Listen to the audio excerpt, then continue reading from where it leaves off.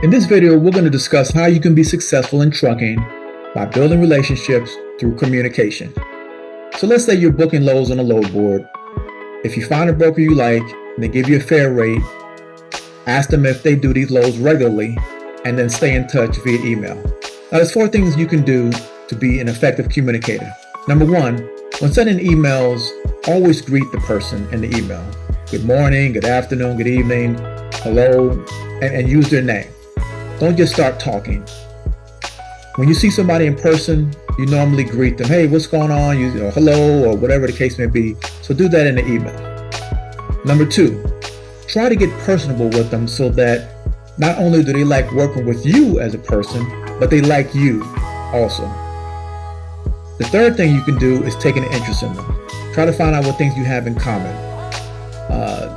Maybe sports, entertainment, find out what state they're from. Just try to top it up with them. You want to get a little friendly with them so that you have a little relationship with them. Remember, they have what you want, and that's loads. The next thing you want to do is be a good communicator. Communicate effectively. For instance, when you receive your Raycon from them, always reply.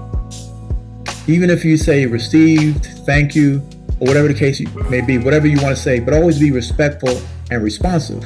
Here's an example. Sometimes if you send a text or an email to someone and they don't respond, usually you don't know if they got the message, right? Don't assume that they got it. Follow up with another message or email or call them. But make sure you get responses, because these brokers, they get tons of emails. What I like to do when I arrive at a shipper, I always send an email, the same email address that they sent me to Raycon, and I tell them that I've arrived. For instance, arrived at shipper 9:55 a.m. And then after I'm loaded, I'll send the same email, loaded at 11:25, for instance. Brokers love this because they don't have to email asking you if you're loaded or if you arrived, because you took the initiative. I built good relationships with this method alone because most carriers don't do this. So take the initiative, go ahead and email them, because 9 times out of 10, they're going to ask you. So just get ahead of the game.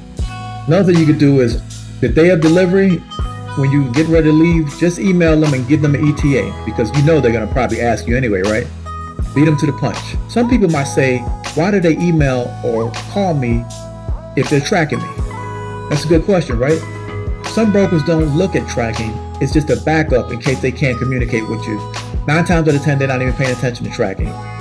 And this is just in case something happens, they can find out where you are. Some brokers have people dedicated to calling you. That's their job. So they want to know what's your ETA, what's your location, and all kinds of different questions. What I do is, if I get a call from someone after I email them, I always ask them, didn't you get my email? Sometimes they get all apologetic. Sometimes they are the ones that you receive the emails too, because when you receive the Raycon, there's other people copied. And so generally what I do is I reply all and just give them status updates.